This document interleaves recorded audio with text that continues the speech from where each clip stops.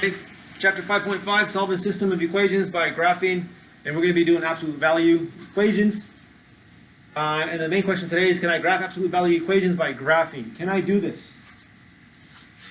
Can I solve absolute value equations by graphing? Okay, so we're going to do letter A first. Letter A is graphing and solving. Graphing and solving.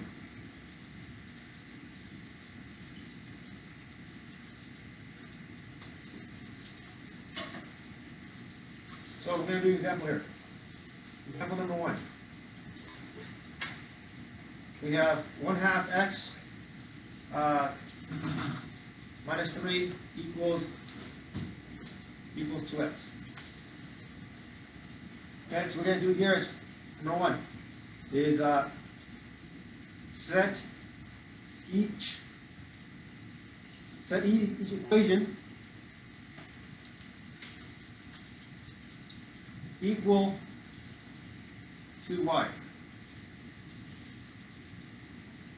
Okay, so this becomes y equals 2x, and then y equals 1/2 x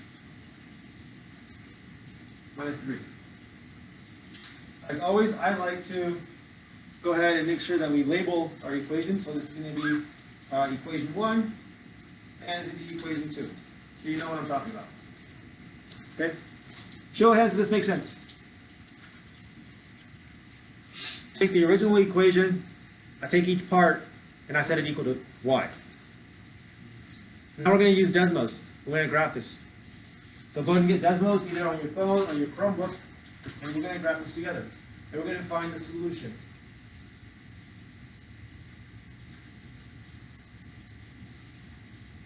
I'll give you guys 30 seconds to get Desmos out, get this going.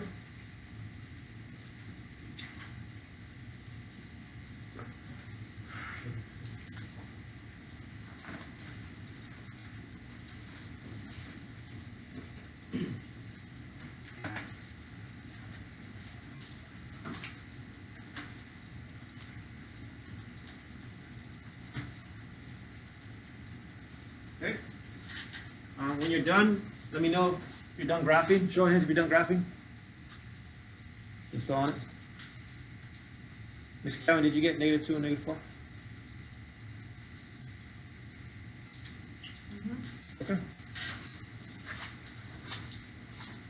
Those of you who don't know how to use Desmos, all we're doing is we are taking Desmos here and we are plugging in those equations there.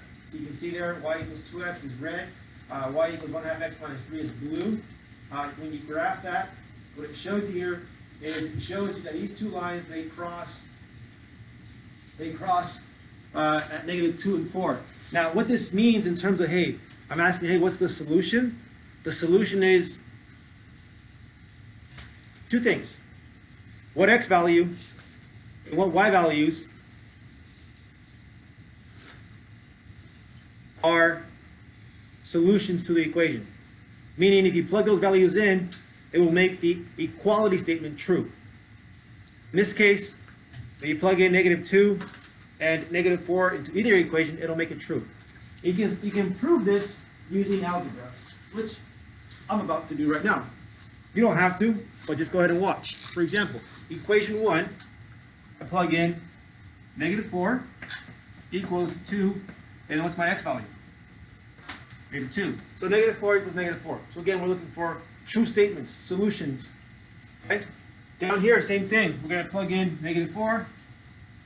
It's going to be a little more complicated, but that's fine. This right here, 2, that divides out, turns into a -1. -1 minus 3 is -4. -4 is -4, which is a true statement. So again, solutions. Solutions. Does that make sense, folks? Good. Next example. Moving on. This is where the new stuff comes in. This is where the challenging stuff comes in. Because I think that we've done this before in the past. I want to say that we've done this before in the past. Can we agree on that? Nope. Because 5.1 was graphing by what? Solving by graphing. 5.1 was the same thing. Not same thing, similar. Very similar. Very similar. Letter B. Letter B.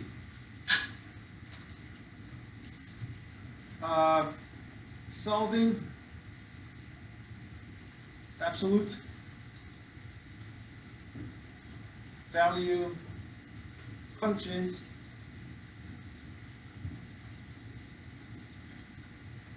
by graphing. Example.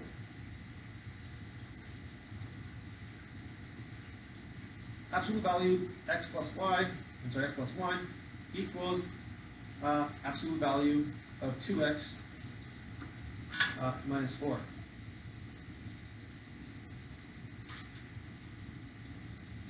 Okay, let's review a little bit here before we move on to what absolute value symbols do.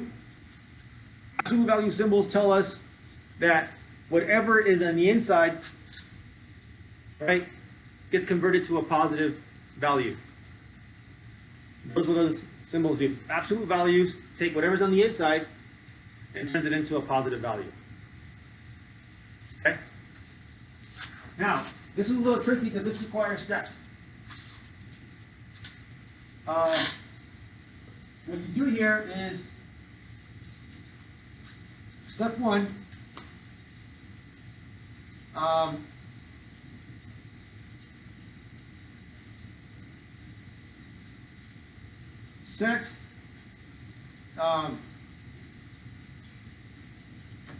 Set and solve for positive and negative values. So what does that mean? Well, first of all, let me show you something before we go forward. So I think seeing the absolute value function is very, very important, folks. Very important. For example, let me see if I can get the bars. Here they are, here they are, here they are. Bars. Okay. Let's go and look at this function here. The absolute value has a V shape. And this is important because it tells us two things. It tells us, first of all, that it's symmetrical, and that it matches, again, symmetrical, that this side matches this side. Exactly. The other part is, that I want to show you is that for every positive value, we have a what? Negative value. This is what x value here, folks. What x value is this? 5. What x value is this? Negative 5. Okay? So, when we plug in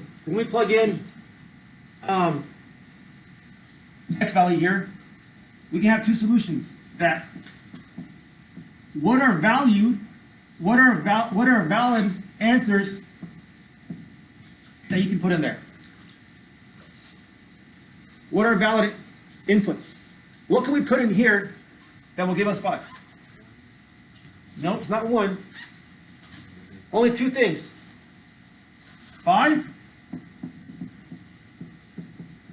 and what other value? Negative 5. Okay?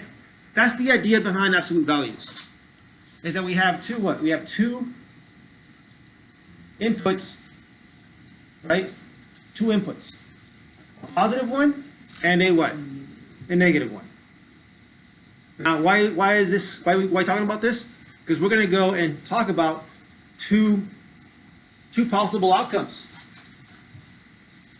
or in this case, 2 possible inputs. Here we go. So let's turn to my notes. We're going to go ahead and set and solve for positive and negative values. What does this mean? It means that we're going to solve for the positive one. Number 1, x plus 1 equals 2x minus 4. Okay. We're going to solve for x.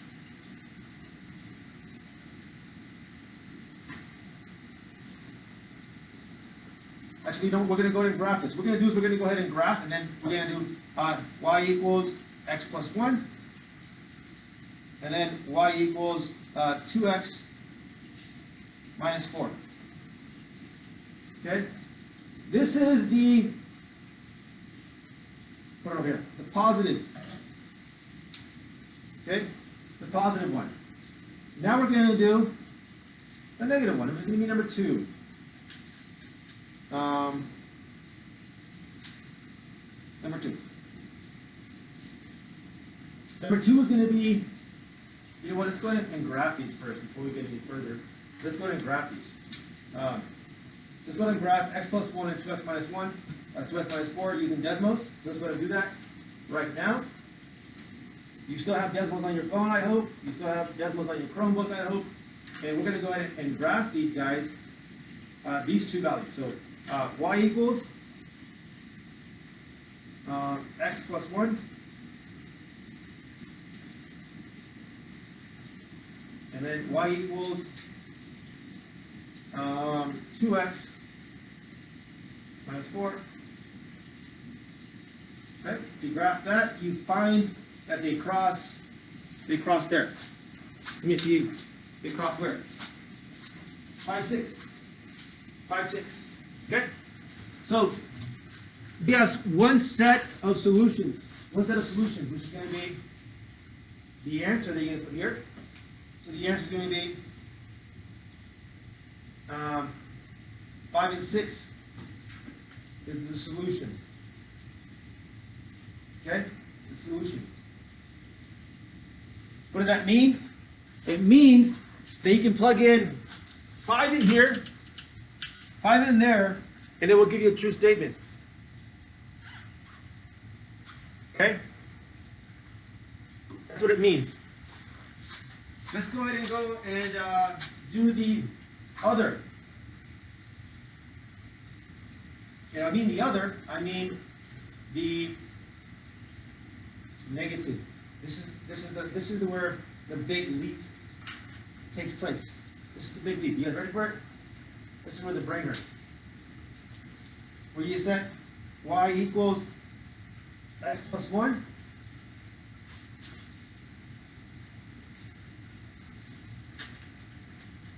And y equals negative 2x minus 4.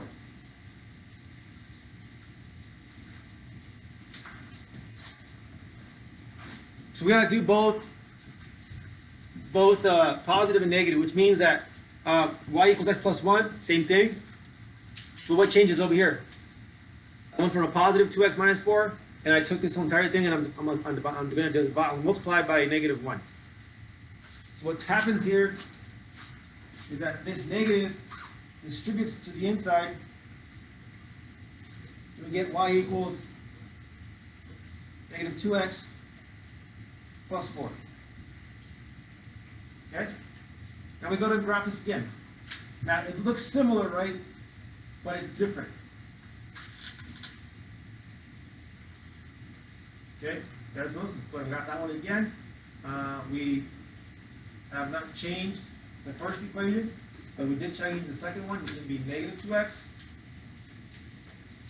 and then plus 4. What's the solution there? Solution is going to be 1 and 2 to the solution.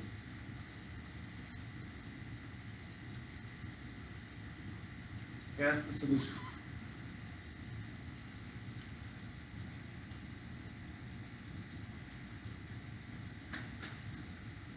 So let's recap on what we did here.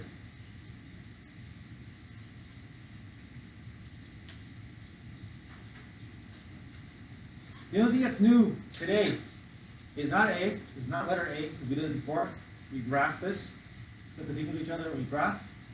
And whatever the solution on the graph, the points, that's the solution. The thing that's new right here is this right here, graph and absolute values. You do a positive scenario and a negative scenario. So you set x plus 1 equals 2x minus 4, take down the absolute values, and in doing so, you set the equation y equals to x plus 1 and then 2x minus 4. The only difference between the first set and the second set is that the second equation, we are multiplying the entire thing by what? By a negative. That's the only thing that's different. Okay? So now what we're going to do is we're going to practice this using some stuff that I brought from the coffee room. Yay for us. And I will do one with you